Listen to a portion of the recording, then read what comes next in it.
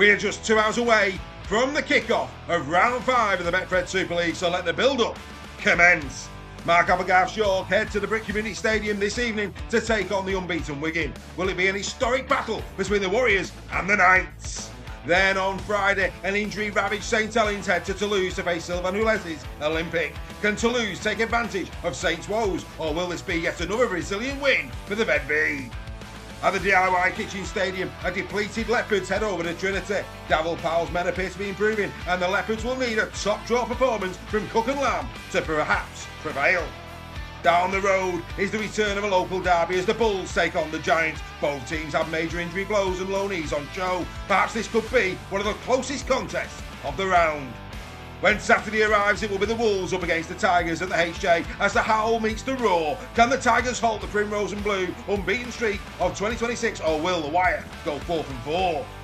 Then all eyes turn to Perpignan as the Robins travel to Catalans for yet another away fixture. Will the Dragons flame grill the Robins, or will the champions keep moving forward?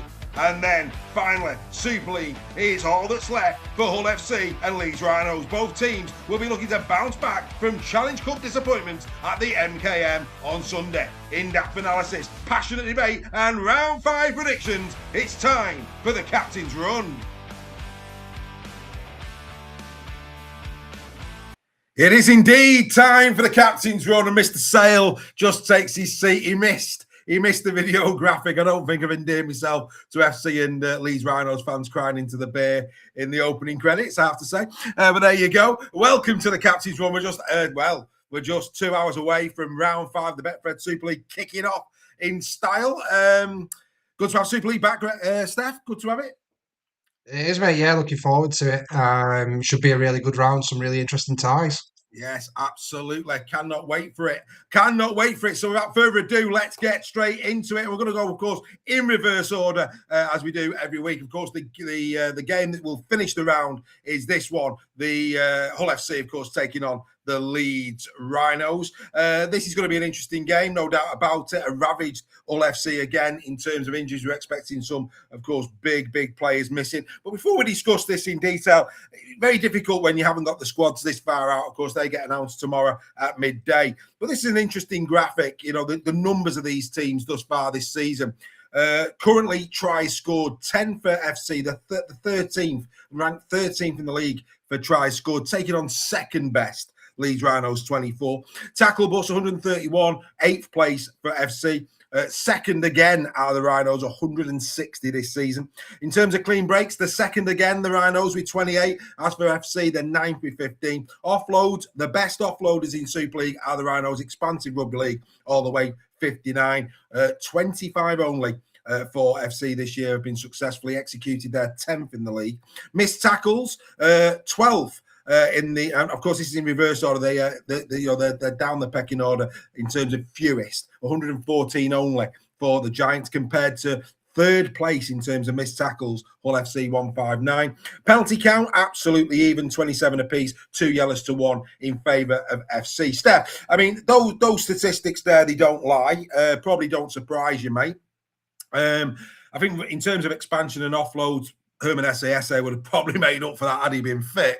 But this is a big task for FC with the amount of injuries they've got. And when you look down the stats there, and first and second ranked, the third least missed tackles in Super League, this looks a big task for John Cartwright and his men. Yeah, it does, and I think the try scored one. We saw that firsthand at the Leopards Den on Saturday. They had quite a bit of possession, but just couldn't execute and score those tries. So that's going to be a very difficult task against Leeds, whose defence has been phenomenal this season. So that's where I can see FC really struggling in this game to actually get over the line, whereas Leeds are the opposite, aren't they? They've been scoring for fun. So it's definitely going to be an uphill battle for FC this week. Yeah, it is. And again, a lot of people, very similar, we'll talk about Adam Cook when we get to your game, but in the same vein, Jake Arthur is also coming under some scrutiny at FC in the 6th role. What have you made of him early doors, mate? Yeah, he's not really shocked, but the Super League competition is very different from NRL and Queensland Cup and New South Wales Cup. And it does take time for these players to adjust to it, to get used to the style of rugby that we play over here.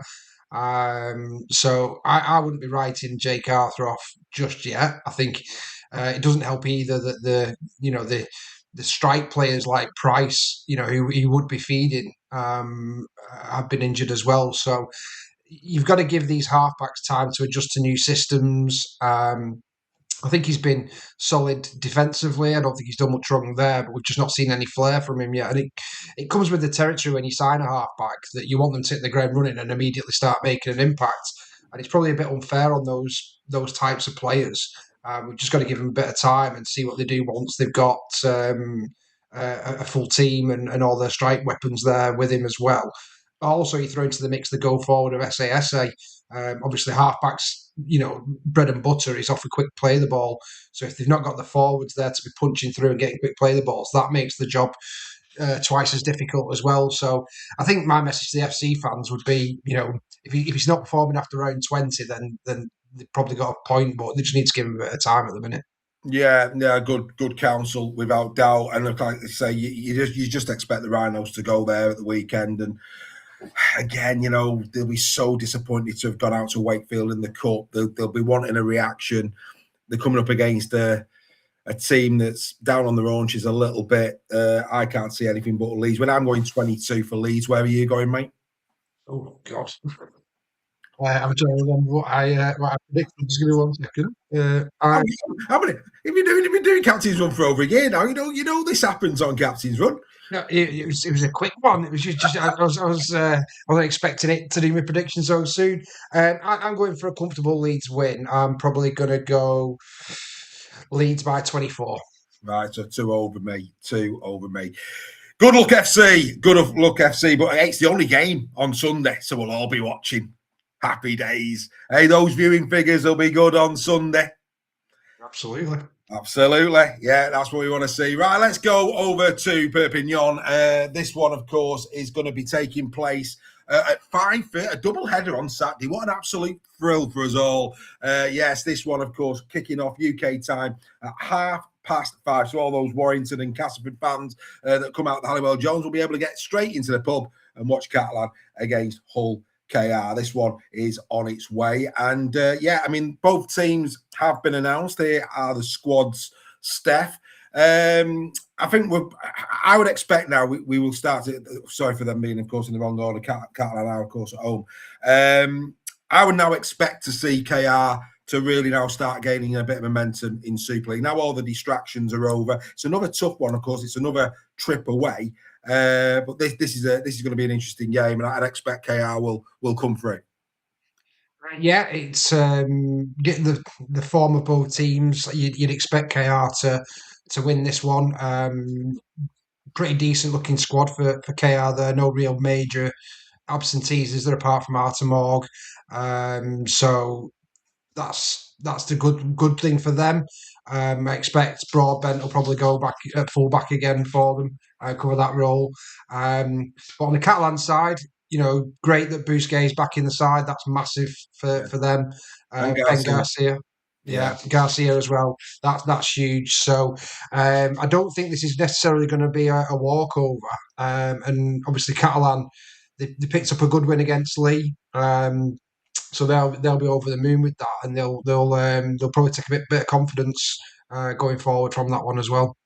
Yeah, absolutely. I mean, obviously, still no Arthur Morg for Hull KR. I'd expect Broadbent will continue to deputise in that position. After that, though, the 3 quarters looking pretty much as you would expect. Jesse Sue, Jeslett, and Tom Amone, they're all in the squad. Dean Hadley, James Batchelor, Elliot Minchella, there as well. So, like I say, a really good-looking, strong squad. Tom Whitehead didn't let anybody down neither in the cup. He's a great player on the horizon. Is Tom Whitehead. In terms of the Dragons, it is an interesting one. Before we obviously have not looked at Bet Steph, but Hull KR, Jack Broadbent, not a bad game for him to come back into this because he's scored tries in last 3 meetings against the Catalan Dragons. He scored 2, then 1, then 2. So he knows where the try line is. And Mikey Lewis also has scored tries in the last 3 meetings against the Dragons. So that's a good omen, of course, for Hull KR. And of course, last year KR really did have the measure of the Dragons. Three games, 3 wins. Some of them very comfortable. The one at Hull KR especially 68-6, if you remember, in round 14 last year. Of course, who could forget the Challenge Cup game where, of course, Steve McNamara was a bit filthy after that game, of course, when KR knocked Catalan out the Challenge Cup last year. So, like I say, history is saying that KR are in good shape going into this one. Of course, the last time they met in Perpignan was in round 19 last year, where KR came away 34-6 winners. Would you expect a scoreline similar to that on Saturday afternoon? I do. Sorry, I'm just going to take my squeaky toy off my dog. Second. It is something like live Super League roar, ladies and gentlemen. But yeah, I mean, look, bottom line is, like I say, KR, without doubt, have the measure. Like I say, do you think it'll be as comfortable a win as that? Or do you think Catalan have improved and will narrow that one a little bit? No, I think Catalan have improved. They've got some players back in that team as well who are massive for them, as we've mentioned, like Busquets and Garcia. I think if you look at the spine of Catalan, they've got Staines at fullback, Lewis Dodd, Sexton. You then go into your 13 of Garcia, but then you've also got Cruz Lehman in there as well. Yeah. That's a really strong spine for Catalan, and one that they can start to build on, I think, for the rest of the season. So I think Ben Condon's done really well as well since he's been there. He's got better every game he's played. So and it's for Tarpe, is that right? Yeah, for Tarpe. He's been pretty impressive as well since coming to Catalan. So I expect OKR to win. But I don't think it's going to be as comfortable as people are expecting. I think Catalan may put a performance on, and I believe it's going to be a bit warmer in Catalan as well this weekend. So that could be a factor. And I think you've got to throw into the mix the amount of travel that KR have done. It's absolutely insane. Still not had a home game apart from the cup right at the beginning of the season. So there will be an element of fatigue creeping in, I think, for KR just for the amount of travelling they've done. It's been brutal, and they'll be really looking forward to next weekend. I think if they can get this one over the line with a win, next weekend I believe they're at home, so that'll be a really good moment, a bit of a homecoming for them as well. After all their away trips, so yeah, I'm sure they'll be made up if they can just get over the line. I'm expecting a KR win by 10. Yeah, well, I'm expecting it by 14. I'm going 14 to KR, a little bit bigger than you. Not much in our predictions at the minute. We're very, very close, mate, this week. We don't talk, ladies and gentlemen, before we do this, believe me. We talk, but we don't talk about this. But yeah, before we actually move on, though, to the Warrington game, do you know what? I think where this game is won and lost, and I think it's right here. I think it's Dodd and Tyrone May. I think if Catalan are going to... I've been really impressed with Lewis Dodd, really impressed with him in what I've seen from him thus far. And, of course, we have to disclaim here that, of course, Tyrone May has only had 3 Super League games when you look at these stats. But for the purposes of the podcast, Doddy's got a try. Tyrone yet to get off the mark there. 2 assists for Doddy, 4 assists for Tyrone May in 3 games. The attacking kicks, 23-8 in Dodd's favour. Kicks in general play, 31-9. So even when you pro-rata it, that suggests to me that, Lewis really is probably more of a game manager currently this season than Tyrone. But that said, with Tyrone, it's not how many he does, it's the quality of what he does. And we've got to bear that in mind as well. Tyrone May just pops up and not 9 times out of 10 what he does is quality. 3 breaks to 1, again in Doddy's favour, 14-11 in busts to Dodd's favour and carries 50-30. So Doddy doing even pro rata when you factor in Steph the 4 games against 3. It does look as if Doddy is the engine room, whereas of course at KR they've got Jez, they've got Mikey Lewis. But like I said there when I was going through the stats, Tyrone when he does pop up, it tends to be match defining, doesn't it? Yeah, it does. But I'm like you, Dave. Dodd took a bit of heat. When he went over to the NRL, probably wasn't given the greatest opportunity over there. But I've been really impressed since he's gone to Catalan. I think he's controlled the game. I saw him firsthand, obviously, when they beat Lee a few weeks ago. His game management's been spot on. His kicking game's been spot on. And he's also brought a running game as well, which we didn't really see from him at Saints that much. He was always a good controlling halfback. But and he's backing up as well. He backed up for their breakaway try at Leeds. So what that does as well is it allows Sexton to be a bit more of the flair for them. So he's done very, very well, and I'm not surprised because they've already extended his deal, haven't they? I think Yeah, with for Dodd. next year, yeah. Yeah, so I'm not surprised they've done that because I think with him, I know Sexton's going back to the NRL, isn't he? But he's been very consistent for them, and it's still early days. But they've definitely got a halfback there they can start to build around. I think what I'm loving about Lewis Dodd is his running game seems to have improved. The way he's taking the line on, it's really. I mean, we know that Dodd's got a decent kicking game. He always had a decent kicking game, but for me, in his Saints era, you didn't see him taking the line on with as much gusto as we've seen him do at the start of this season. And I think that has been, and like I say, even though he didn't get game time in Australia, I think it's been a real benefit for him because he looks a different player. So I think he looks confident. Yeah. I think it's like everything, though, isn't it? When you're playing around, more quality players and systems, it rubs off. And I think we're seeing in Lewis Dodd a player that he's better than he's better for me. He looks better than the one that left. There's no doubt. And when he plays, say that, mate. He looks fitter as well. Yes, he does. Yeah, he does look fitter. Lewis Dodd, though, will make his 100th career appearance at the weekend. So congratulations to him. As to Tyrone May will make his 100th Super League. So both of these two players on screen right now got 100 milestones coming up this weekend. Jai Whitbread also will make his 100th Super League appearance, and Joe Burgess his 150th. So some big scalps there. Well done to all of the players. Like I say, both myself and Steph seeing this as a KR win. Right, okay, let's move across then to this one, the Halliwell Jones Stadium. As we said in build-up, the Howl takes on the Roar at the HJ. Warrington's Mark Sneed has scored points in his last 15 games. Surprise, surprise. He's a goal kicker after all against Castleford. So that's one for you. So he'll be hoping that his boots are well and truly dubbing. There's one for the old guard, but a dubbing on your boots. But this is the big news story. He's pictured there in the squad list for the Warrington Wolves. The expectation is that Matty Ashton will make his long-awaited comeback from ACL injury. And before we actually go through the game and we go through the teams, I think it's important to know just how important this is, not only for Warrington, but for potentially England at the end of the season. Of course, he had an injury. Injury kept him out for the majority of the 2025 season, but these are the stats from seasons 23 and 24. And this is what Warrington are getting back. In both seasons, he played 24 times in Super League. And what you saw was him getting progressively better. In 23, he got 18 tries. He increased that to 21 in 2024. And he was second only to Liam Marshall that season. His assists improved by 2. His breaks, again, he went from 7th in Super League in 23 with 22 to second only again to Liam Marshall with 31 in 24. His busting improved from 74 to 88. He carried the ball a similar amount of times. He made similar amount of meters. Warrington are getting back one of the best edge strike players in Super League. And like I said, Steph, this is as exciting for England as it is for Warrington. Yeah, and I think it's good that Warrington haven't rushed him back. I believe he's been, back in the training full time with the squad and that kind of thing for a few weeks now.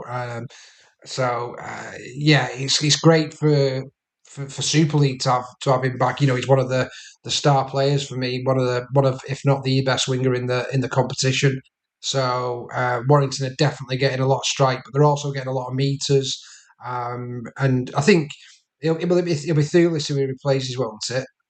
Well, no, I would expect that Josh Fewlis, I would expect that Jake Fewlis, well, as you can see there in the squad that has been announced, Jake Fewlis isn't there. So it looks as though Warrington's three-quarter line for this game will probably be Josh Fewlis at full-back, Josh Smith and the returning Matty Ashton on the wings with King and Hopewati in centre. Williams and Steed, they'd be expected to be the half-back combo.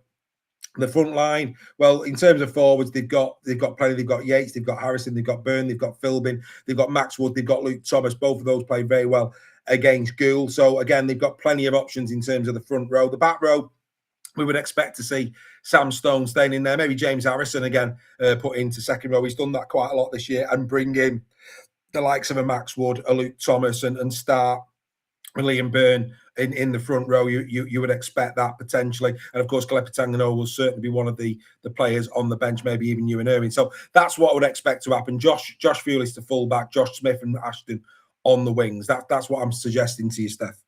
Yeah, which is very, very strong Warrington side, isn't it? Obviously, no Kai Taylor with his injury, and Sipley as well.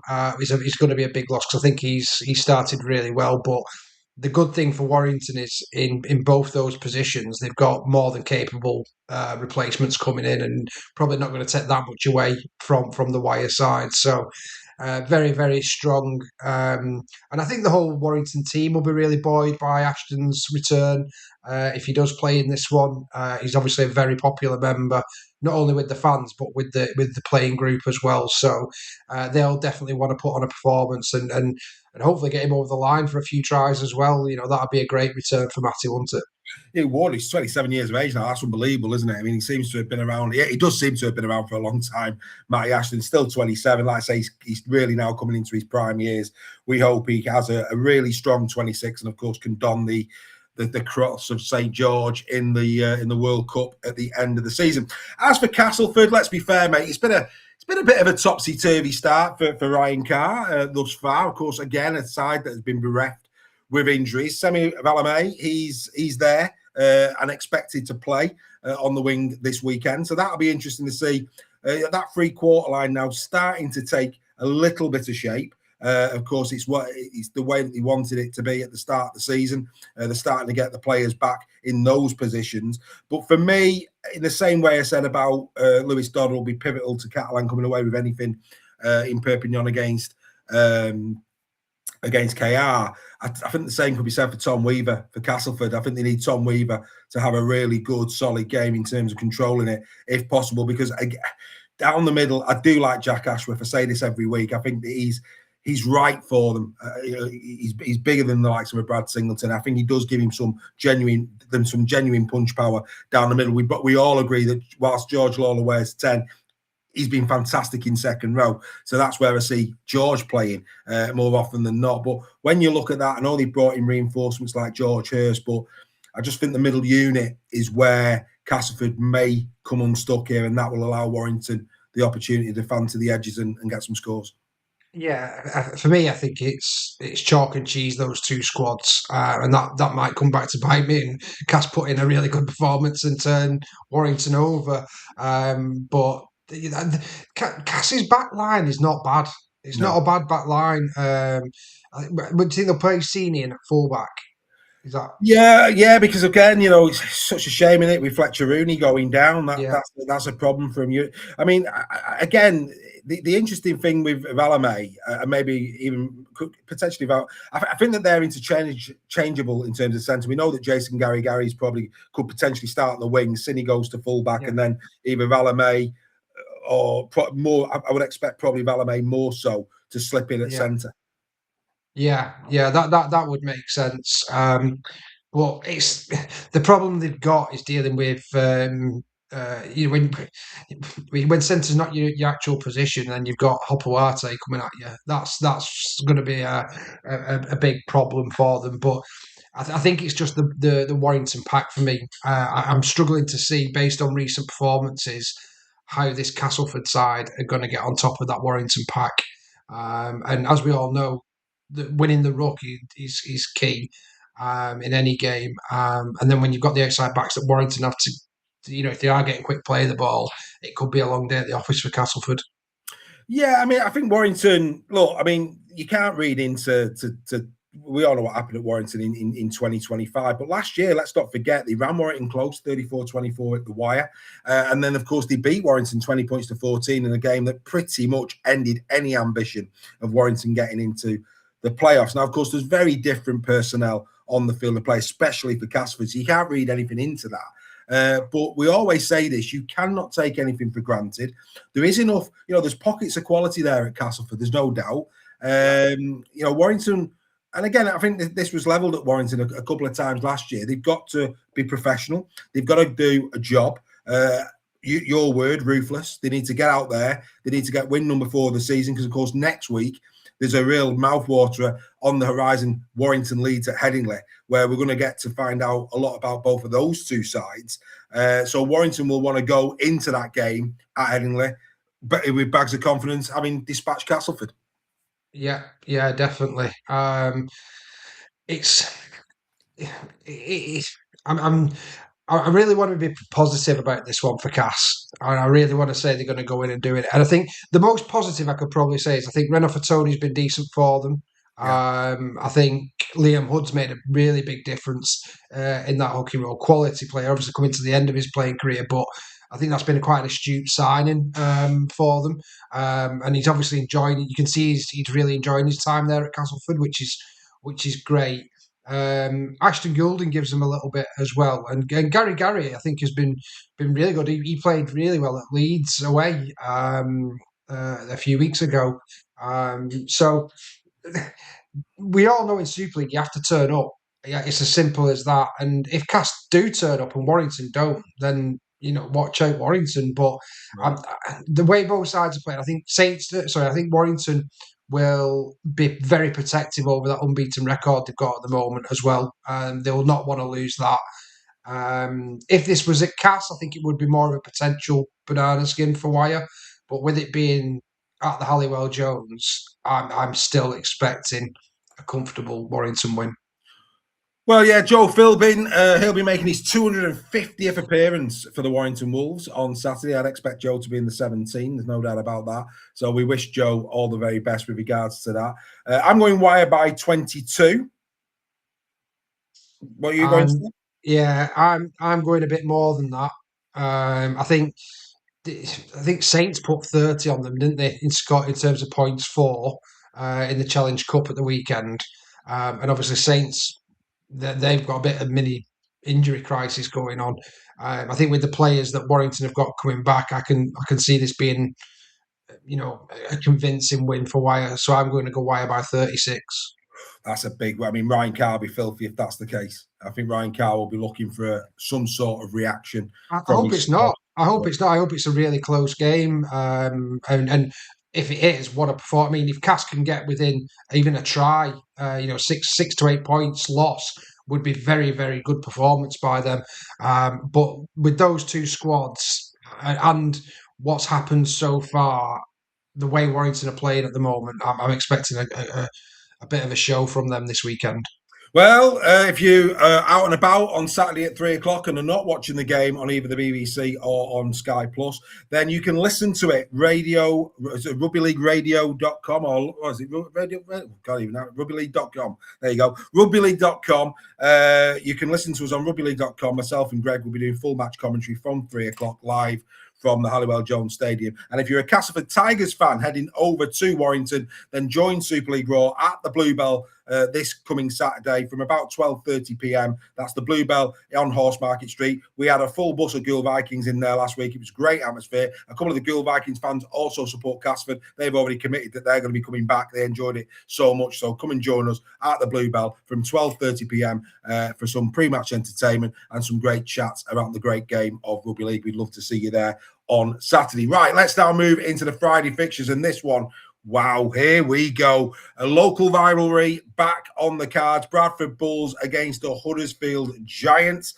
Big game, this one at Odsal. In the same spirit as we took a little look at the tail of the tape between FC and Leeds a few moments ago, we'll do similar in terms of these two sides. And do you know what? It looks on paper, it's going to be very, very close. We'll get to the squads in a minute. But again, from a try score perspective, Bradford doing better, 15-8 in their favour. The ranked fifth, which is a great effort from a newly promoted team. Doing really well in terms of tries scored are the Bradford Bulls. Tackle bus, again, Bradford really punching above the weight, 146 this year, 16 Super League. Down in 11 places, the Giants 118. Clean breaks, 19 for the Bulls. They're in 6th, 12 for the Giants. Offloads 38-33, very close there. Missed tackles. This is a real problem for Huddersfield Giants. As for Bradford, 122 missed tackles thus far this season. They're 10th. And like I say, you've got to look at that in reverse. The second worst is Huddersfield with 168. So like I say, very impressive from Bradford. Big problems there for Luke Robinson. Penalty count, 30-21. So the Bradford Bulls have actually given away more penalties than Huddersfield, and yellow cards 2-0 in favour of Huddersfield Giants. Steph, it's fair to say one thing that Luke Robinson can ill afford is any ill discipline in this game. Yeah, and considering the position Huddersfield have found themselves in, that's not bad penalty count, is it? They're not conceding that many penalties there to be 11th in the list. So this discipline's not been Huddersfield's issue. It's been execution. With obviously we don't need to keep harping on about the injuries. We all know about the injuries, but the players on the pitch. I know we've highlighted Tualola here, who's been trying to win games on his own pretty much and made uncharacteristic mistakes. I think that those kind of players are really going to have to step up in this one. But where I think Huddersfield, as daft as it sounds, being away from the Aku Stadium, may help them this week. We saw what happened when they went to Dewsbury last year. That narrower kind of field seemed to suit the way they play. They've got some big forwards in Fenton Rodgers and obviously Burgess.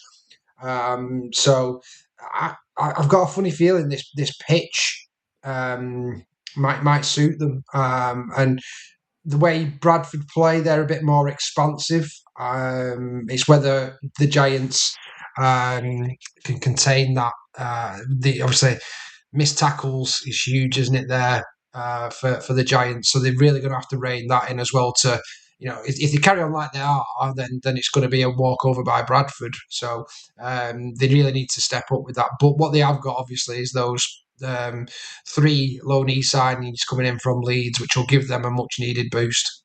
Yeah, and I think they're crucial. I think they're absolutely crucial. Of course, Presley Cassell, Riley Lum, and Ned McCormack. Now, if you don't know who young Ned is, he's a great centre, a great prospect at Leeds.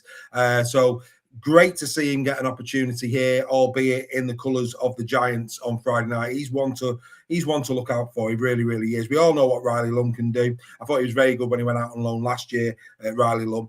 And he'll be looking to try and probably displace Ryan Hall, who is coming for some criticism off the back of the Challenge Cup game and the job that Tom Johnstone did on him. So an opportunity here maybe for Riley to give Brad Arthur something to think about, and Presley Cassell. But the reason why I think these 3 are so crucial is if they just come with an attitude of they don't really care, then that's no good to Huddersfield. Huddersfield need these 3 players to be putting a marker down for their parent club. That's what they need. They need these 3 running through walls for them on Friday. And if that is the case, because if it isn't the case, you're playing with 10 men. Let's be honest. You're playing with 10 men. But if these 3 players come with the right attitude and apply themselves in the way that we all know that they can, suddenly Huddersfield, for me, stand a really good chance off the back of these loanees. Yeah, absolutely. And I think the real positive for Huddersfield is I think all 3 of these players have got a realistic chance of getting in Leeds' first team side this year. It's not a squad player who's got no chance, who you're going to loan out to, a championship club. These are all ready for Super League now to make an impact. So, and they know that as well. They know that the only way that they're going to displace anybody in that Rhinos team is through either, injury or putting in monster performances for the Giants, where it makes it, to the point where Leeds have to recall them because they're not playing that well. So I think they're going to run, sweat to blood to water, sorry, for the Giants, and I think it's a huge boost, and also their age as well. The fitness will be there, enthusiasm, and they will definitely want to make a difference and really stand out in this Giants team. Well, the thing there you said about age. What we know right now about Leeds Rhinos 2027 is that the positions that these play, shirts are up for grabs. We know Ryan Hall is unlikely to go past this season. I just can't see that. We know that Cameron Smith is off to Wakefield. I know they're playing Palacia in there, but Presley Cassell has got to. And Presley can play around the middle unit. We know he can, but Presley Cassell has got to be saying, right, I'm the natural successor there. And of course, Harry Newman's off to the Perth Bears. So where Ned McCormack's concerned, he's got to be saying, look, What these lads can ill afford is for them to go out and bring players in to those positions. These 3 players have got to be putting a marker down right now that don't, for the future, you don't need to worry about my position when these players move on. I am their natural successor. And that is why it's, for me, and if who knows, they might even be listening to us, who knows? And if they are, good evening, gentlemen. But for me, you need to take this as that opportunity to say to your parent club, whatever you do, don't go bringing anybody into my position in 2027. I'm ready. Yeah, absolutely, Dave. And I think this is why I'm really pleased for Huddersfield that they've managed to get these 3 specific players, because rather than it being a 30-odd-year-old who's coming back from injury or maybe not performing that well in the squad and just to get him game time, this is 3 lads who are going to be absolutely eager to put their stamp on. They're not going to bother, do they, play for, because they play in Super League. They're just being given that opportunity to go and play in the Super League is massive for them at this stage in their career. And like you say, there's plenty of opportunity going to be in that Leeds side, and could also save them for other positions in the salary cap where they can recruit more heavily if these 3 can all step up to it. And I think, especially with Lum, he's already stepped up to the mark on numerous occasions, hasn't he? So yeah, I think it's a real positive for Huddersfield, and I'm sure the Huddersfield Giants fans are very excited to see these 3 in a Giant shirt come Friday. Absolutely, mate. And one man who's not going to be taking Huddersfield for granted is Kurt Haggerty. I caught up with him earlier. Yeah, Kurt, you okay? I'm okay, thank you. Yeah, obviously Luke put a few debutants on at the weekend against Hull KR, and they seem to bring a freshness and an enthusiasm to Huddersfield. Did you see that the same way? I did, yeah. I did, absolutely. I thought it brought some energy to the game for them. I thought there was large periods in the game where they're really competitive and you could see that energy. So we're expecting a Huddersfield team to do that for 80 minutes. We've got to be on to win this game. And obviously with Jayden coming back, he brings a different type of attack into your team, doesn't he? He's a box office player on his day, isn't he? Yeah, he's exactly how you just put it. He is box office. He's lightning fast. He's brave. He takes the line on, and he's probably front rowers and back rowers' worst nightmares. So we're really looking forward to having him back out there, especially at home, back at Odsal. Yeah, and middle unit, as always, will be critical. You've already mentioned Tom Burgess, but I think George King as well has attributed himself well since coming back from injury for Huddersfield. That's going to be some fierce contest down the middle, isn't it, come Friday? Yeah, he's a good Super League player. He works hard. He values working hard. Again, he's another experienced Super League middle that Huddersfield have got, and they've got a very good pack. They've still got the Patolos, the Burgess, the King. So yeah, we know we're up against it this week. Well, I wish you nothing but the best. Take care. So that was Kurt Haggerty with myself earlier today. And of course, there's been changes, hasn't there? Because we know that Chris Atkins come across from Castleford, which is interesting. And also it's been announced today, Jack Almonroyd has come across from Oldham to add a bit more punch and power to Bradford's middle unit. So they will be eligible for selection as well. So that's good news if you're a Bradford team. And of course, Jayden Nikorima back. It's Christmas Day if you're a Bradford Bulls fan on Friday. Yeah, absolutely. But but I think both those new players were Salford players, weren't they? At Correct. one point, There's a few. Yes, yeah. So they're well known to Kurt, and obviously he knows, what needs adding to that team at the moment. So probably quite astute signings from him. But like you rightly say, Nikorima coming back, I'm really looking forward to seeing that partnership of Milne and Nikorima.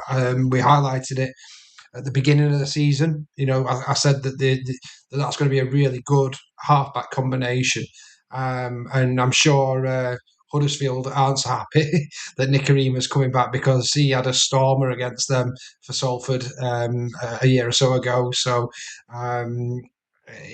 Bradford fans should be very excited about that player, and I'm sure they're delighted that he's going to get his debut, isn't it, for them this week? It is, yeah. And Bradford's got their own injury concerns. I mean, Wonga Blake before he went out was playing incredible rugby league football. We've got to give him his due. They're also without the likes of Logan Lewis. He's not in there. You can see that. Dan Russell is still out. Zach Fulton He's not in the squad. Aribi Duro, he's now on the sidelines. Ebon Score, who was playing well before he went down. So, like I say, they have had some really big injury knocks, like Huddersfield. You know, we mustn't. We've talked a lot about Huddersfield, and but when you actually look at the Huddersfield squad now, yes, the depth isn't there, but there's still enough. There is still enough there. There is absolutely still enough there. You know, when you think they brought Gaga and Milne in last season and they were expecting big things from them, you'd expect them to step up. I thought the two young lads that played at the weekend on the wings, of course, Riley Lund will probably take one of those positions, and rightly so. So they've got good cover there. They've got good middle units, have Huddersfield. And of course, in terms of Tuilola Hea, he just needs to calm down. He just needs to calm down. Him and Oliver Russell, for me at the moment, not quite gelling, not quite clicking. They need that to happen as soon as possible. But with the additions that have been made at Bradford, you know, the likes of Atkin coming in, and certainly Almonroyd, this for me is so hard to call. You'd have maybe before the Challenge Cup weekend, you're probably thinking Bradford all day. But then the Challenge Cup weekend happened. Bradford pretty limp against Wigan. No real surprises in terms of Huddersfield. But like I say, Luke Robinson has got to be thinking in the here and now, if a win is coming anytime soon, this is the logical one. If they weren't to get a win in this, then I really do then start to fear in terms of on the field for Huddersfield, in terms of where that next win is going to come from. Because once they get this one out the way, they go into Wigan. Then they've got a home game against York. Then they've got a home game against Leeds. Then they go to the Leopards' Den before Warrington go to Huddersfield. So when you look at that, I know they'll probably look at York at home again as an opportunity, perhaps, and maybe they'll have a few players back by the time we get to the 4th of April. But you look at the position Bradford are in, Steph, also got their own injury concerns. This feels like an opportunity for Luke Robinson that they can ill afford not to take.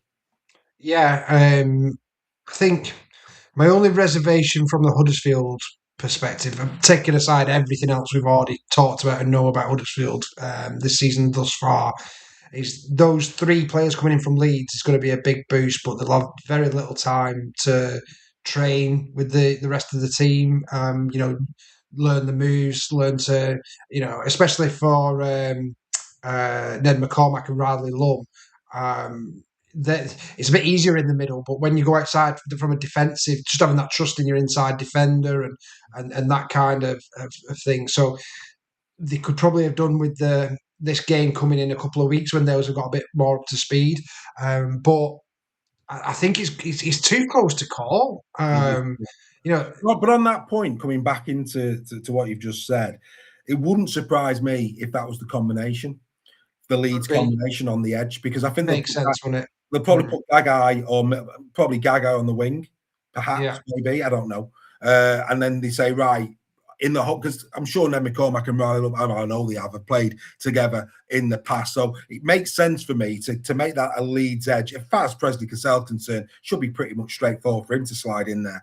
I agree with you on that. But if I'm Luke Robinson, I certainly won't be splitting them up. If those 2 players are going to start centre and wing, I think they start together. Yeah, it would make sense to do that, and I suppose this is where Luke has got to earn his stripes as coach, isn't it? That selection, you know, if he does split them up, then I think we would be asking questions. Why would he do that for the reasons you just meant? You know, so there's lots of little interesting anecdotes in this one for me, and lots of different changes. I mean, even Nicarima, yes, him coming in is a massive boost. But first game, is he going to be rusty? You know, again, you know, not played with any of these players yet. So, you know, that could disrupt him in such a critical position, and it may take him a bit of time to get up to speed. So this is what I mean. There's so many. You know, I've been back and forth in terms of where I'm going with this, and I probably still am back and forth with it. But yeah, we'll see. It's one I'll definitely be watching. Well, and that's it. It's fascinating for that reason, isn't it? You know, as rugby league purists, this is a fascinating fixture. It really, really is. I'm for one, I'm intrigued in terms of, you know, again, Bradford, their ability to come back up off the cap. No doubt that was a big loss that they took at the weekend. I don't think that Kurt Haggerty would have expected it to have been like that. So again, can they get themselves off the canvas? How are their new starters going to fill in? I mean, we haven't even talked about Trey Lalacio that's coming from Wakefield. Again, we'll be wanting to impress because, I mean, he's got massive competition for places back at his parent club. So like I say, these players that are out on loan, how are they going to put themselves in the frame for a starting spot in their own clubs? Two teams that are ravaged by injuries and disruption. Could be an absolute, but could be a score fest, actually. I'm going to go Huddersfield by 8. Now I'm going to put my neck on the line. You just thought this Huddersfield should be galvanised, absolutely galvanised for this game. Every one of those players should see this as an opportunity because what's coming down the next 5 games is going to really be hard work. This one is they've got to be saying we've got to go and then try and build some sort of momentum, some sort of confidence going into those tough games. And for that reason, hopefully, we're going to find out that Huddersfield are together and that there is that within the camp, that belief still. Because if they was to go to Bradford and, dare I say it, put in another performance like they did at Castleford, then I don't think there's any words that could do justice to my thoughts at that point. So I'm going to back Huddersfield for 8. What are you going to say, mate? Like I've been saying, it's so difficult to predict this one. I think it's going to be a very back and forth, you score, we score type of game. I don't think it's going to be a massively high scoring game either. So I'm going to go for the first golden point of the season. 2. Huddersfield. Ooh, you're going with me. The Cowbell Army will be delighted. Well, what a game that's going to be. Speaking of what a game, wow, Toulouse Olympic. I mean, let's be fair, Toulouse have had a really solid start to their life in Super League, going up against St Helens. And look, guys, the facts are the facts. Wow, just wow. These are the players currently injured and suspended for the Saints. Jack Wellsby, Johnny Lomax, Daryl Clark, Joe Shorrocks, Matty Lees, Kyle Felt, Curtis Sirenen, Jacob Host, Jake Burns, and Nene McDonald. It's fair to say there's a bit of talent on that graphic, Steph. Yeah, there's a fair bit of talent. There's a fair bit of salary cap as well. It's what is it that? I mean, is it 10 they've got out? Yeah, so they're not quite up there with Lee and Huddersfield, but they're not far off, are they? That's and pretty much all of those are in the 17, aren't they? If fit. Pretty much. I mean, the interesting thing there, coming off that graphic is the conundrum now around the hooker because, of course, the backup is Burns. He's not there. Neither's Daz Clark. So that's going to be interesting. And when you see 4 names at the bottom of the chart that haven't even got squad numbers, I mean, that's unbelievable to think of from a Saints perspective with the depth and the resources at their disposal. Yeah, Tom Humphries, Billy Keeley, Cole Marsh, and Chris Matagi, they are all all in the 21-man squad for Paul Rowley going into this one. I mean, when you look at, we'll come to Toulouse in a moment, but just for the purposes of the podcast, Robertson, Percival, Cross, Saylor, Wright, Clemmer, Delaney, Whitley, Whitby, Wingfield, Parsley, Murphy, Stevens, Dagnall, Davies, Alfie Sinclair, and Jackson Hastings. When you look at that, Steph, it's not very hard to say. Over the 9, in terms of what he's going to do at 9, it looks pretty straightforward as to what that team possibly will look like come Saturday. Yeah, and my concern for Saints was that 9 position before we even kicked a ball off this season. I know they've got Burns there as well, but it's where's your third one when one of your hookers goes down, and they've lost both of them. So will he try Whitby? No, I think Jake Davies is probably the one. He's going to have to put at least one. There's going to be some young starters in there, and I think that Jake Davies, he does play in the pack, not normally a hooker, but I'm sort of going there. Yeah, but dude, he's going to have to do 80 minutes in a role. It's not, that's a tough ask. Massive in that position, it's a massive.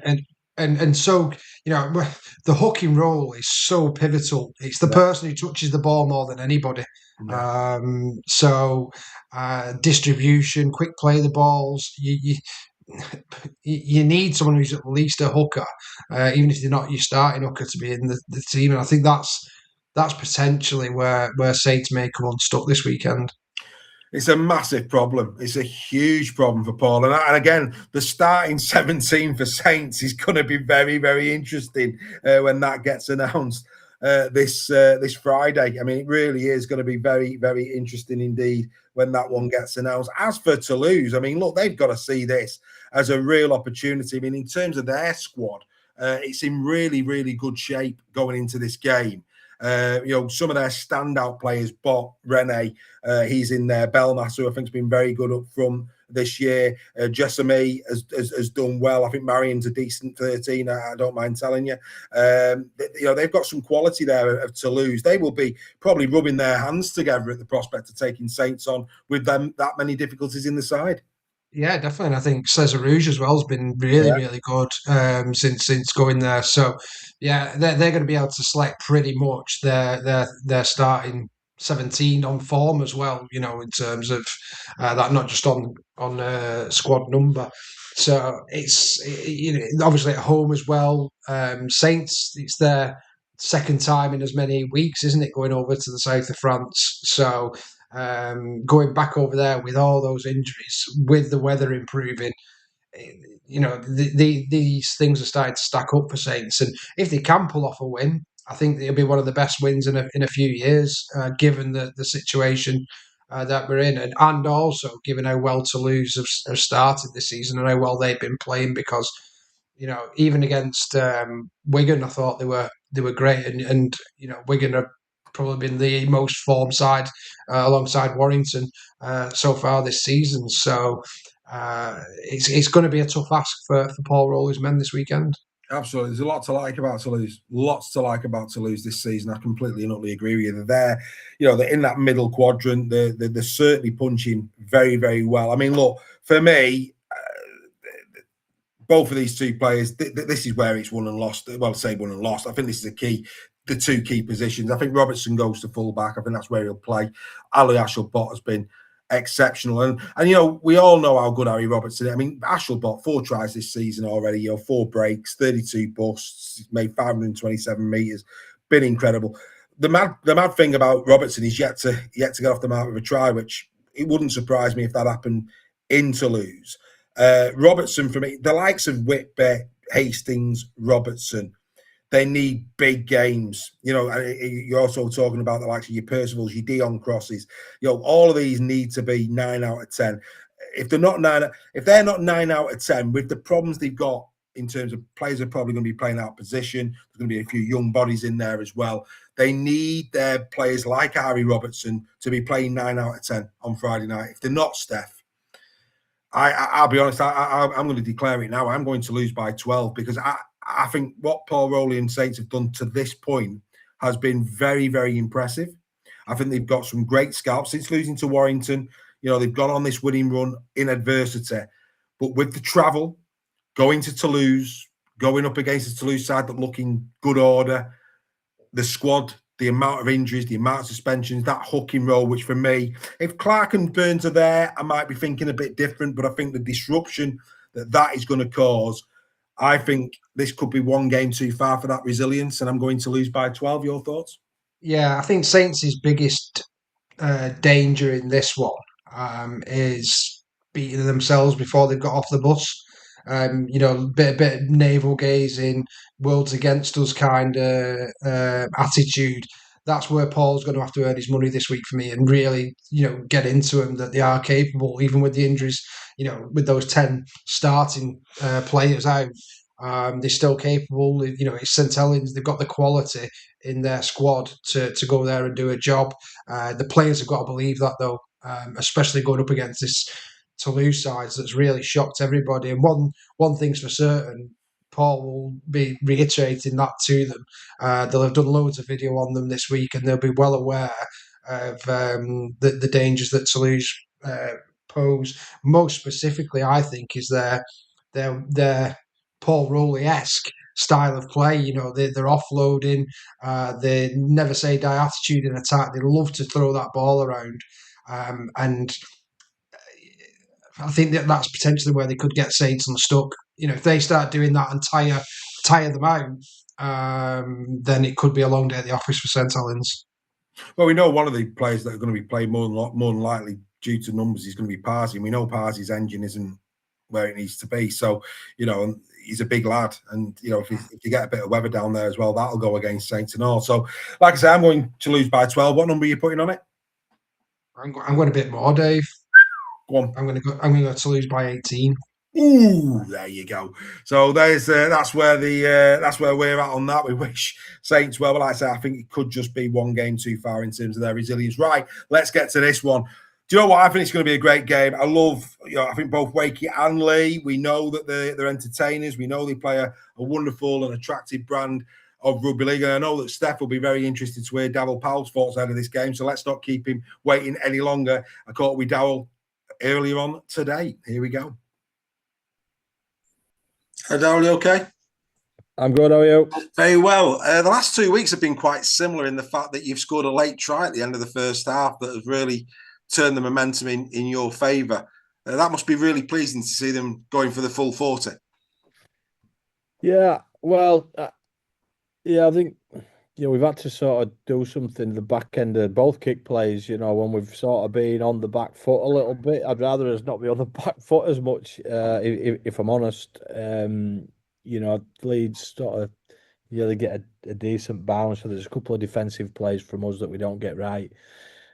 And then, those plays have been big for us, and I think both halves. I mentioned it after the game last week. Both halves come up with one each. Big plays that same player scores the try at the end, but there's the halves come up with different kicks to get us something. So it's good when you've got a team that can come up with those sort of things, because they're clutch moments that make a big difference in games. They've both been pivotal, really. And I think we haven't conceded a point in either second half of both those games. So I think there's a few things out of that: our fitness, how resolute we are towards the end of games, when the game's been in the balance. I think we've got into set for set battles and handled them real well. But there's been a couple of pivotal moments there towards the end of the first half in both games that have been important to us. A position on the field that for me doesn't get enough credit is second row, and I think both your second rowers, Seth and Isaiah, have really been progressively getting stronger. You've got to be delighted with their work on both edges thus far. Yeah, a couple of young bucks.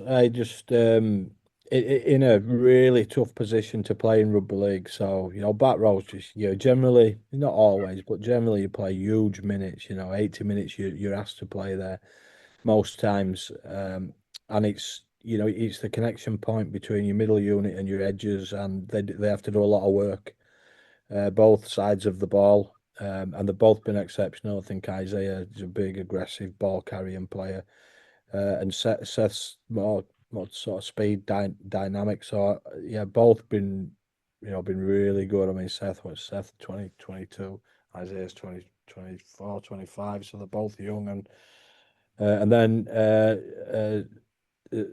Stoz has been great as well. He's come off the bench and done a great job for us last week. So we feel like our back rowers are getting better, really growing, and competitive as well, competitive for that spot. So we've been pleased with those guys.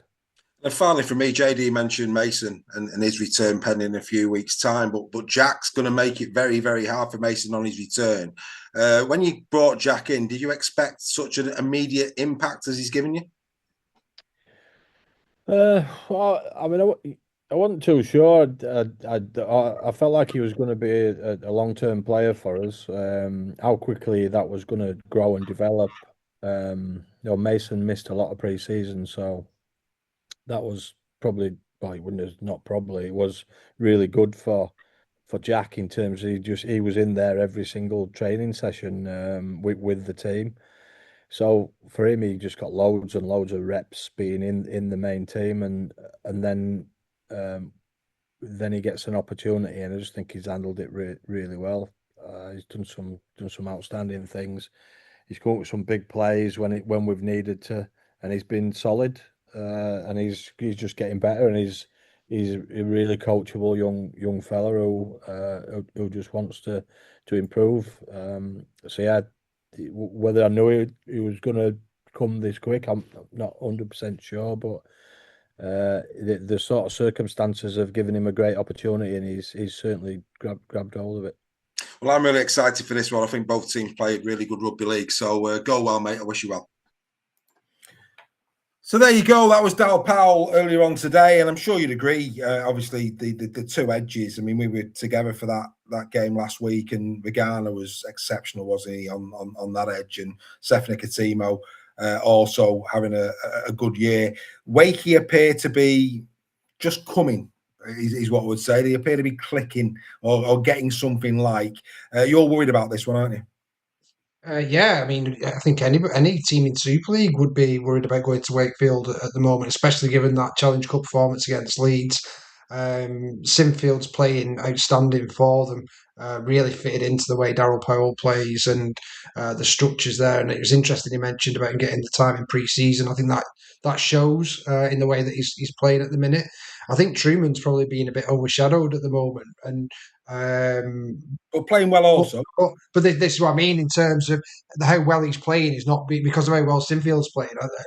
Truman's obviously been very unlucky with injury, which I think has blighted his career for the past few seasons. So it's great to see that he's actually having some fitness, and I think he's been really, really good for them, Truman, this year. Lino, it's going to be very difficult. Crazy to say that given how well he played last year, but with those two lads playing there at the moment, how well they played. But I think they begin given the opportunity with the way that the forwards are really. Wakey's forwards are exceptional for me. I think that they've got that balance right of speed and power, and then I think the real strength for Wakefield is the bench. They bring in players like Pitts off the bench, Fiatilli. It's some firepower that they've got, and what that means for the team they're playing against is there's no respite, and there's also not an obvious drop in quality. I think pretty much all of their bench could be starters. So it just goes to show what a good squad Wakefield are building. I think they started slowly in the season. They looked pretty average, I think, for the first couple of games. But they do seem to be picking up now, and they'll be very buoyed by that fantastic performance against Leeds under the floodlights, or not floodlights sometimes. Yeah. But it's interesting because we'll talk about Cook in a minute, but I thought what we saw in the Challenge Cup was Tavega came to the fore. I mean, some players take a few rounds, some take half a season. You never know. You never ever know with imports in terms of how long it's going to take them to find the straps. Tavega, for me, absolutely found his straps in that game against Leeds in the Challenge Cup. And it's like you say, they've suddenly amassed the squad here that it's very, very easy on the eye, very, very easy on the eye, and good competition for places. Tyson Smoothy back for this one, and Smith, I think, that has deputised brilliantly for him. So Tyson Smoothy will play. Daryl said that off camera that he is playing on Friday. So you've got Tyson Smoothy in, you've got Smith there. I've already mentioned Nicotimo and Magana, who I think have been brilliant. So Vega's in form. We wax lyrical all the time in terms of Mike McMeekin and what he brings to this team. But then also you've got the likes of Ollie Pratt, who has been game changer in the last two, albeit David Litton gifted him the try that got them a score just before half time in the game against Hull FC. But Pratt has come up with some massive scores. Cameron Scott is doing what he needs to do. It's a really well stacked squad, and it's no wonder that you're a bit concerned. Even more so when, again, and I've got to be fair to Lee, the players you've got out, you've got big players out. You look at that there, and again, you talk about cap space. David Armstrong, of course, Brandy now's down, Yamala Hanley, Joffa's down, no Edwin Ipape. The cover for Armstrong, or number one cover for Armstrong in Bailey Hodgson, out, and now, of course, Andrew Badrock is gone. So, like I say, you yourself, Steph, have got some big personnel missing. You're having to move players around. But that said, Adrian Lamb would say this, there is enough in that team sheet to go and get a win. But it's going to take one almighty effort. Yeah, I think. I mean, all the players that are listed in Lee's squad are all capable first team players. It's I think the only one there that's not really done anything yet for the first team is Pollack, who we signed recently from St Helens. Obviously featured in that game at Warrington in the pre-season, but we've not seen him since. He's been in the reserves. Will Brough has played a couple of games. I'm excited actually to see him because I think he may come in the centres this week for Lee to replace the injured Keenan Brand. But yeah, there is. But I think the frightening thing from a Wakefield perspective, if you just look at the numbers, look at the squad numbers, the only one that's really missing there is Lino, in the thing. And obviously that's been replaced with Jack Sinfield, who's on fire at the moment. So there's no weakness in that. I've been really impressed with Hamlin Ueli. I think he's been exceptional for them. Vanganar's been superb. As well, and Matty Staunton has been good coming off the bench. Nicotimo's an absolute machine. He's been phenomenal, as has Rodwell. So the biggest worry for me is the pack. I think that's going to be a real tough ask, but I expect it to be quite competitive, this one, for the first 30 minutes.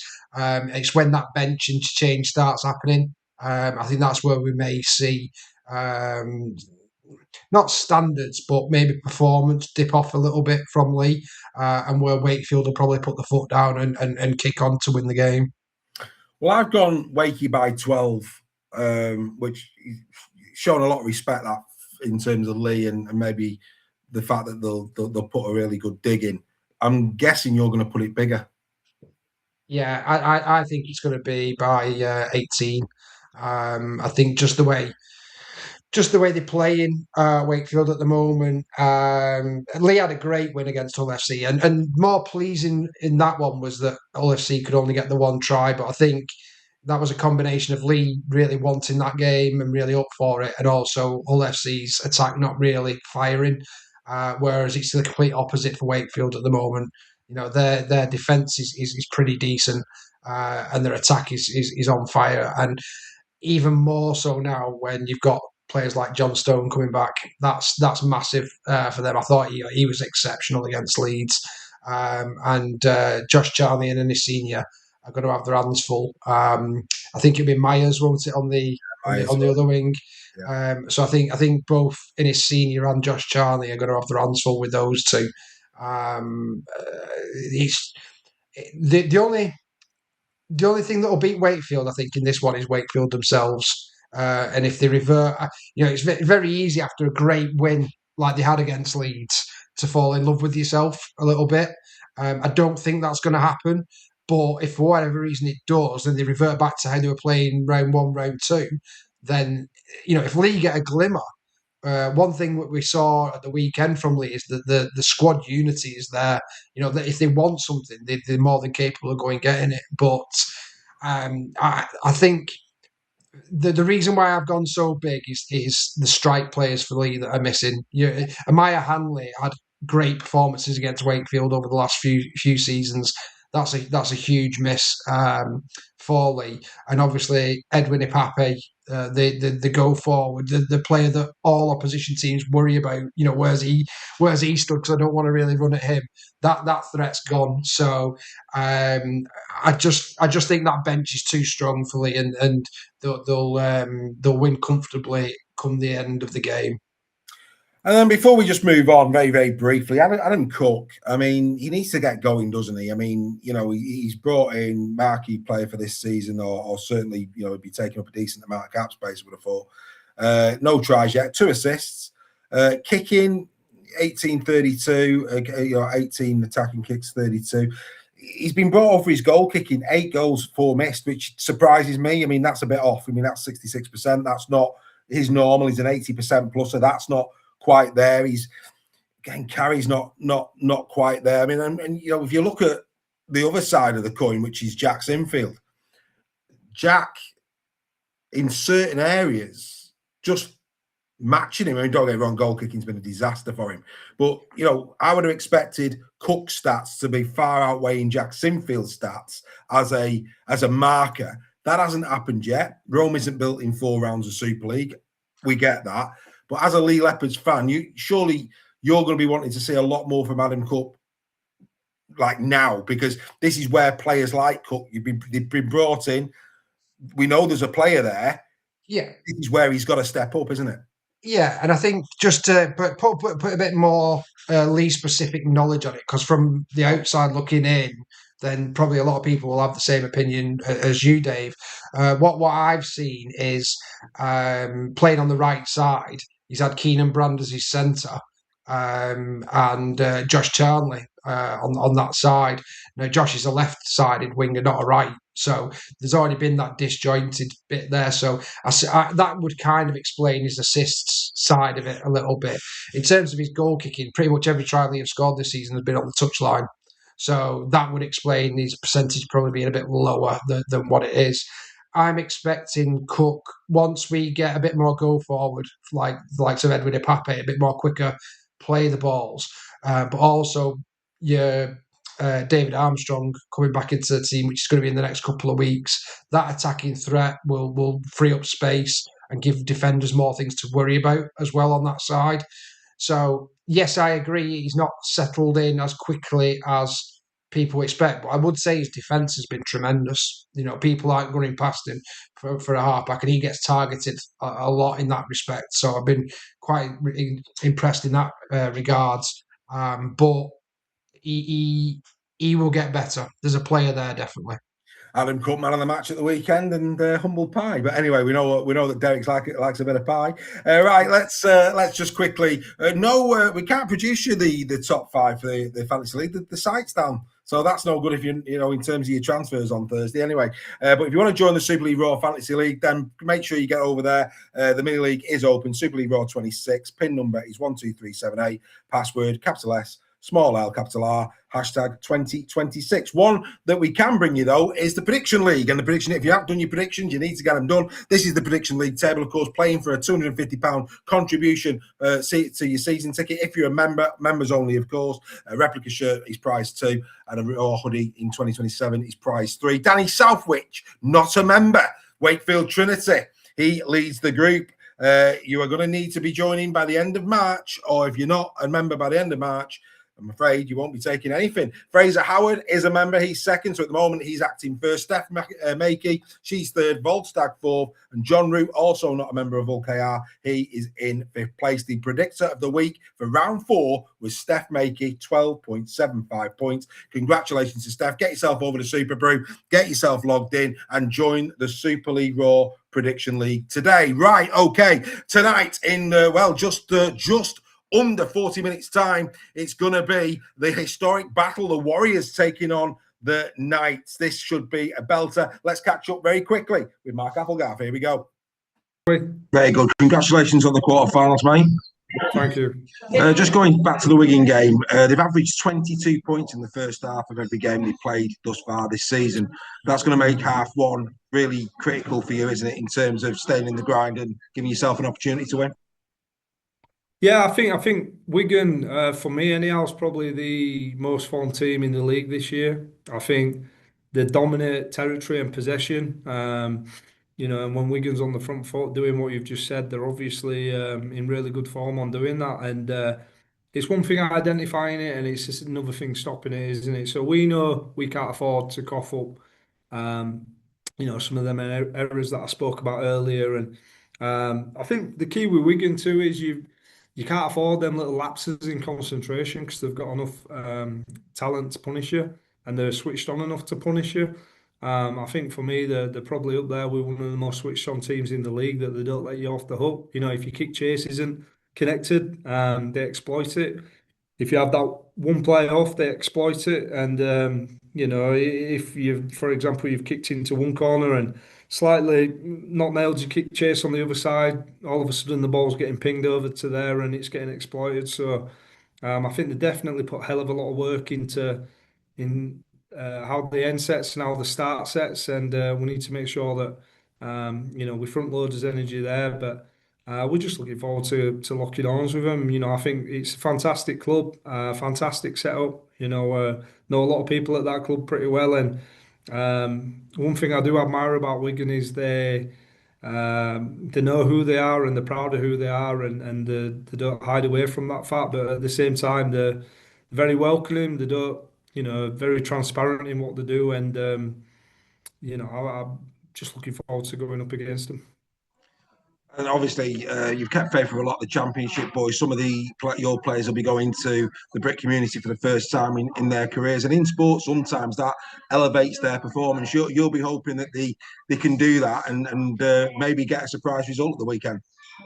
I think you've got to be inspired playing at these sort of grounds for sure. I know from my playing experience, it was always good playing in front of a lively crowd in a good stadium, and Wigan's definitely got that.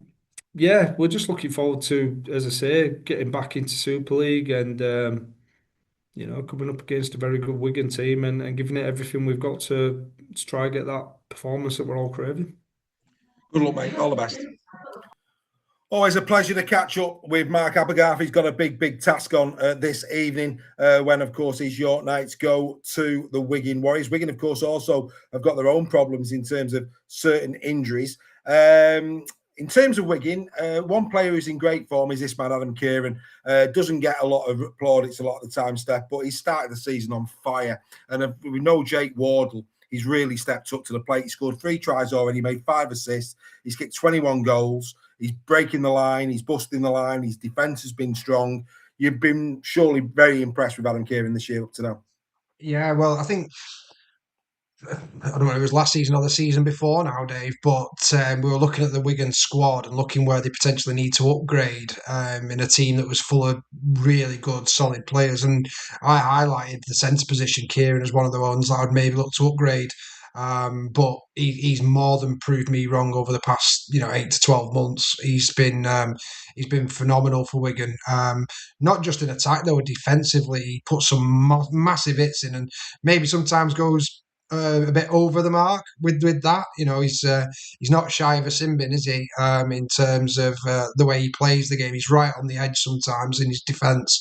But he had so much value to this Wigan side, and I'm going to eat my words on that one and say that I wouldn't replace him at the moment. I think he had so much value to the Warriors. His goal kicking as well is exceptional, and he's a fantastic player. So he's going to cause a lot of headaches, I think, for York this evening. Yeah, a big problem, of course, for York. Liam Harris, of course, was injured in their game at the weekend against Keighley, so he's missing. So Hingano expected to play alongside Danny Richardson. One player that I think needs to have a massive game from tonight is the man at fullback, who I've been really impressed with, Toro Matatafa. I think he's been really, really strong. Had a great game against Warrington, a try, 4 assists already this season, 18 busts, 2 breaks, only 4 errors at fullback in 4 games when, as a newly promoted side, that's good effort indeed. 74 carries for 582 metres. A great effort, nearly 8 metres a carry. Played well in the Championship last year. You never know how that's going to progress when they come up to Super League. But at the moment, Toa is, any doubters, he's Super League quality, isn't he? Oh, absolutely, Dave. Yeah, he's been brilliant for them.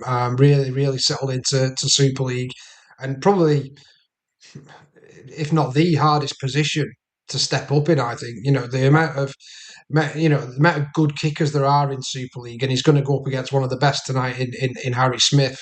But especially early on in the season when the conditions aren't good, we get the wind. When these players like Harry Smith, Mikey Lewis, George William, when Mark Sneed putting spiral bombs up, it's incredibly difficult. But he has really stepped up to the mark for York. He's definitely in their top 5 players. Yeah, I mean, Noah Hodgkinson maybe starts at fullback tonight, which will be interesting. Zach Eckersley, Adam Kieran, Eckersley on the wing, Liam Marshall, Adam Kieran, probably Farrell again going back into centre. He's doing the best he can. He's not an actual centre, we all know that. Farriman again will partner Harry Smith in the centres. Havard's there, Thompson, O'Neill. Like I say, it's not too bad once you get past the back line. Once you get past the 3 quarters and the half backs, actually they're in decent shape. a Wigan. It's just it's just the disruption in the back line, and that's the opportunity for the likes of Sam Wood, Ben Jones, Bishop, Galano, etc. On those edges. We know Josh Griffin's a handful on his day. There's certainly opportunity out there on the edges. They've just got to exploit it. Do you think York can, or are you going to comfortable Wigan win? Well, I think people look at the fact that you haven't got Field, French, and Wardle and say the back line's disrupted. You throw into that Jack Farriman, who I think's one of the best young talents in the game at the moment. Yeah. He's a phenomenal player. You obviously never want to see players like Bevan French go down and get injured, but I'm delighted for Jack, because if there's one player in Super League who deserves a running aside, it's Jack Farriman, because I think he's that good of a player. I think Farrell isn't a centre, but he'll do more than a good enough job. I think he's better than the centres that York have got, if I'm being brutally honest. What Wigan will do in this game, and we see it time and time again from Wigan, they will kick to that right-hand corner. Harry Smith will pin him in the corner, and Wigan will smother York all night. They did it against Lee. They do it every time they're at home. My fear for York is that it just takes all the wind out of them. It's so difficult to come out from your own line. And against what is a very, very physical side. You've got Kieran on that side, who we've already talked about his defending. But the fitness of Wigan is the biggest thing for me. They've really hit the straps from round one this year, and I see it's going to be a bit like the Leeds game for York. I think they'll put in a good fight, but I just think Wigan will smother them, and it'll be too much for them to handle. What number are you putting on it? I'm going to go Wigan by 34. I've got 18. I'm nearly half what you're saying. I think you're. Do you know what? And I hope I'm right when I say this. I think you might be a bit better than that, and I hope they are for the comp as well. I think the big loss for York as well is Jordan Thompson in 13. He was having a great season as well thus far. But yeah, do you know what? We're literally 8 minutes away from the Sky production starting, so we need to be getting a wriggle on, and they'll be doing, of course, a big build up on this. But we've shown our hands. We're both going Wigan, Steph by a comfortable margin. Mine's comfortable, but not as comfortable as Steph's. I think Steph's got a far better tugged duvet on his score than I have. I'm going a bit cold than that. But anyway, let's get into this. Winning your bets every week? Want to contribute to the bookies' Christmas party? The bets to ignore when predicting the score. Ladies and gentlemen, it's time for Bet Steph. Yeah, it's time for Bet Steph. Over to you, sir. The foremost, I can't believe he's not thrown last week's up just being one win away. Well, no, we only celebrate your wins. I thought you'd have done it with comedy value, being it was my Lee side that let us down. So wouldn't do that. Right, no, you would. You definitely would. I think you just forgot. This week, as we just talked about, I do worry for York in the way that, having seen Wigan first and at home this season, the way that they defend and smother teams, I can't see past a good sized victory for Wigan tonight. So I've gone Wigan minus 26, which is a big score to overcome on the handicap, but I think they'll do that this evening. I've gone Toulouse Olympique to win against St Helens, so not handicapped, an outright win for Toulouse. Now, Toulouse are 4-1. I find that phenomenal, given Saints' injury, the way Toulouse have been playing this season. I think it was too good of an opportunity for me to hopefully get one over on the bookies on this one. So Toulouse Olympique 4-1. Wakefield Trinity minus 8.5, as we've discussed. I think they're gonna have enough, especially on the bench, to overcome that 8.5 deficit, and I've backed the Trinity for that one. Huddersfield Giants plus 14.5.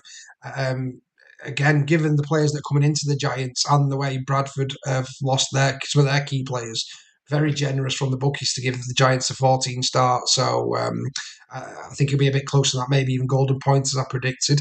-20 for Warrington Wolves. I think they're going to have far too much for Castleford this week, and I expect them to be able to overcome that handicap. Hull KR -8.5.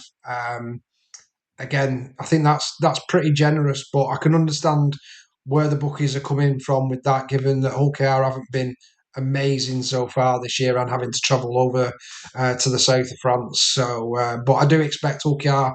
This may be the turning point in their season to really kickstart it, and it's heading off into their first home game next week. And Leeds Rhinos -8.5. They've got more than enough to overcome Hull FC, given Hull FC's recent form and injuries. So another generous one from the bookies. I think that could have been a bit higher on the handicap for me. So if you bet on all those, it's 193 to 1. Bears would be on you. Over to the try scorers. Here we go. So try scorers. Who did you mention earlier on for try scorer? You mentioned a player. Broadbent and Mikey Lewis. Yeah. So they were in my thoughts, some OKR players, but unfortunately, Bet365 doesn't allow you to pick players until 2 days before. So we couldn't get any of those. So these are all ones that are Friday or tonight games. I've actually picked a forward for this one, Junior Nsemba going up against York. I think this is great. We know Junior has got an eye for the try line. I think they may struggle to contain Junior tonight. I think he's going to be one of Wigan's biggest weapons, and I can see him sneaking over for one, maybe even a brace in this game. Tom Johnstone, he's just playing really well, isn't he? He's come back to this squad. Brilliant game against Leeds. I can see him getting a try against Lee. And Connor Wynn, he scored a few tries this season going against that Huddersfield defence. I do think he may sneak over for one in this game as well. So they're the 3 try scores. You get all those, that's 10 to 1. 10 to 1, not bad at all. So there you go. There the bet, Steph, and of course, Steph has already achieved an any try scorer this year, so he's going for his brace where that's concerned. There you go. We're literally 4 minutes away from the Sky production now. We've done it again. We've took you right up. We hope you've enjoyed this preview show for round number 5 of the Betfred Super League. We will, of course, be back with loads of shows throughout the weekend. Instant reaction. We've, of course, got the final hooter on Monday morning. We've got Tackle Talk on Tuesday morning. We've got Weekly at 8 p.m. this Tuesday night. And, of course, you can download that as a podcast as well on a Wednesday morning. Craig Lingard back, as always, on Wednesday. Loads of stuff coming your way from Super League Raw. On behalf of myself and Steph, enjoy round number 5, and we'll be back for more Captain's Run next week at 6 p.m. Bye for now.